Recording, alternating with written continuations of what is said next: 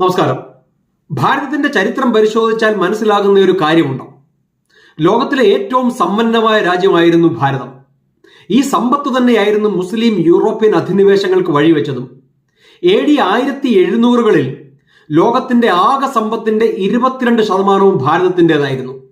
എന്നാൽ 1952 ആയപ്പോഴേക്കും അത് 3.8% കുറഞ്ഞു. ഇത് കാണിക്കുന്നത് യൂറോപ്യൻ അധിനിവേശം നടന്ന 250 കൊല്ലത്തോളം ഭാരതത്തിന്റെ സാമ്പത്തിക സ്ഥിതി പാടെ തകർന്നു പോയിരുന്നു. ഇംഗ്ലീഷുകാർ ഇവിടുത്തെ സ്വത്ത് മുഴുവൻ കൊള്ളയടിച്ച് യൂറോപ്പിൽ കൊണ്ടുപോയി. നമ്മളുടെ സ്വത്ത് കൊള്ളയടിച്ച് ഇംഗ്ലീഷുകാർ അവിടെ സദ്യ നടത്തി. നമ്മൾ പട്ടിണിയിലാവുകയും ചെയ്തു. നിർഭാഗ്യവശാൽ സ്വാതന്ത്ര്യത്തിന് ശേഷവും നമ്മുടെ സാമ്പത്തിക സ്ഥിതി മെച്ചപ്പെട്ടില്ല. സൗത്ത് ഈസ്റ്റ് ഏഷ്യയിലെ മിക്ക രാജ്യങ്ങളും 12 മുതൽ 18% വരെ വാർഷിക വളർച്ച രേഖപ്പെടുത്തിയപ്പോൾ നമ്മുടെ ഗ്രോത്ത് റേറ്റ് കേവലം 2 മുതൽ 3% വരെയായിരുന്നു. അതിന്റെ പ്രധാന കാരണം നെഹ്റുവിയൻ കുടുംബാധിപത്യ സോഷ്യലിസ്റ്റ് പോളിസീസുമായിരുന്നു. എപ്പോഴൊക്കെ ഭാരതം കുടുംബാധിപത്യ ഭരണത്തിന്റെ പുറത്ത് വന്നിട്ടുണ്ടോ അപ്പോഴൊക്കെ നമ്മുടെ ഗ്രോത്ത് റേറ്റ് ഇംപ്രൂവ് ചെയ്തിട്ടുണ്ട്. നെഹ്റു ഇന്ദിര പോളിസീസിൽ വെറും 3% മാത്രം വളർന്നുകൊണ്ടിരുന്ന അതേ ഇന്ത്യയാണ് കഴിഞ്ഞ 10 കൊല്ലമായിട്ട് 7 മുതൽ 8% വളരുന്നത്.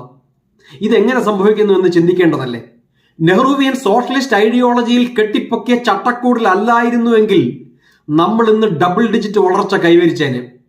സോഷ്യലിസ്റ്റ് പോളിസി കൊണ്ട് തകർന്ന ഈ രാജ്യത്തിന്റെ സമ്പദ് വ്യവസ്ഥയെ ഇവിടുത്തെ നെഹ്റുവിയൻ സോഷ്യലിസ്റ്റ് ലെഫ്റ്റിസ്റ്റ് ഗ്രൂപ്പുകൾ ഒരു പുതിയ പേരിട്ട് വിളിക്കുവാൻ തുടങ്ങി. എന്താണെന്ന് അറിയണ്ടേ ആ പേര്? Hindu growth rate. തകരുന്ന സമ്പദ് വ്യവസ്ഥയ്ക്ക് ഇവർ കൊടുത്ത പേരാണത്. രാജ്യത്തിന്റെ തകരുന്ന സമ്പദ്സ്ഥിതിക്ക് ഹിന്ദുസവുമായി ചേർന്ന് പേരിട്ടത് ഹിന്ദുയിസത്തിനെ തന്നെ ലോകത്തിന്റെ മുന്നിൽ തെറ്റായ രീതിയിൽ അവതരിപ്പിക്കാനുള്ള ശ്രമമായിട്ട് കാണേണ്ടി വരും. നെഹ്റു തന്നെ പറയുന്നത് തനിക്ക് മതമില്ല, ജാതിയില്ല, വിശ്വാസമില്ലെന്നാണ്.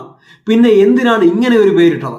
സെക്യുലർ ഗ്രോത്ത് റേറ്റ് എന്ന് കൊടുക്കാമായിരുന്നല്ലോ, സോഷ്യലിസ്റ്റ് ഗ്രോത്ത് റേറ്റ് എന്ന് കൊടുക്കാമായിരുന്നല്ലോ. നെഹ്റു സോഷ്യലിസ്റ്റും സെക്യുലറും ഒക്കെ ആയിരുന്നില്ലേ? അപ്പൊ അതൊന്നും കൊടുക്കാതെ ഹിന്ദു ഗ്രോത്ത് റേറ്റ് എന്ന് വിളിക്കുവാൻ മറ്റു ചില ഗൂഢ ഉദ്ദേശങ്ങൾ ഉണ്ടായിരുന്നു എന്ന് സംശയിക്കേണ്ടി വരും.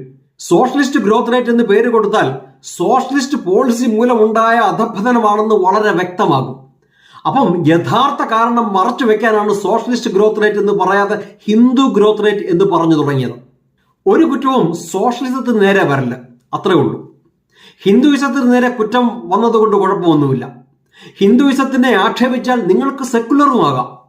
യഥാർത്ഥത്തിൽ നെഹ്റുവിയൻ സോഷ്യലിസം കൊണ്ടുണ്ടായ ഈ എക്കണോമിക് അപജയത്തിനെ വിളിക്കേണ്ടിയിരുന്നത് ഹിന്ദു ഗ്രോത്ത് റേറ്റ് എന്നല്ല, നെഹ്റുവിയൻ ഗ്രോത്ത് റേറ്റ് എന്നാണ്, അല്ലെങ്കിൽ സോഷ്യലിസ്റ്റ് ഗ്രോത്ത് റേറ്റ് എന്നായിരുന്നു.